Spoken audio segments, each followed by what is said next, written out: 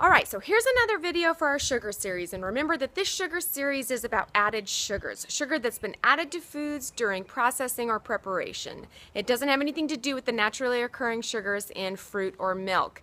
And in our last video, we learned that the #1 source of added sugar for us as Americans is our sugar-sweetened beverages. But we all know that there's other food sources that are pretty obvious that have added sugar, like your candy, cakes, pastries, pies, cookies, ice cream, things of that nature.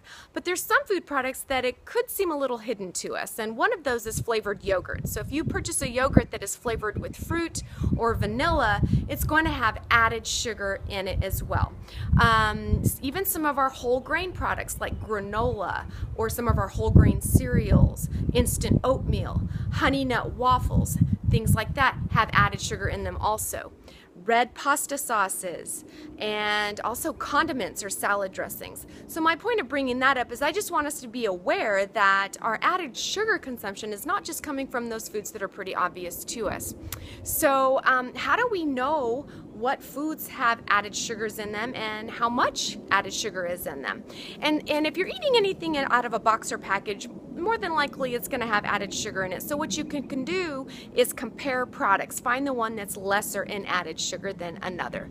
So the first way to go about this is looking at that nutrition fact label and go skim down till you see total carbohydrates. Then underneath that there's a subset and it's got grams of sugar.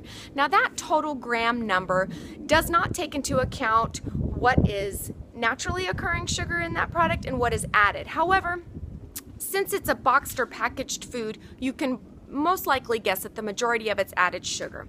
Now, remember that we have a limit. So for women, it should be 5 teaspoons, and for men, 9 teaspoons of added sugar. So how do you translate that to grams? So for women, it'd be about 20 grams of added sugar, and men, 36 grams of added sugar for the whole day.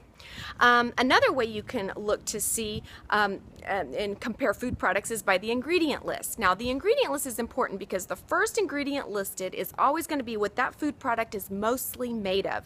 Then all the ingredients after that go in descending order. So there's about 50 or so names that mean the same as sugar, really. And if you're watching this from the Facebook platform, I will post in the comment section an image that has all those 50 names in it.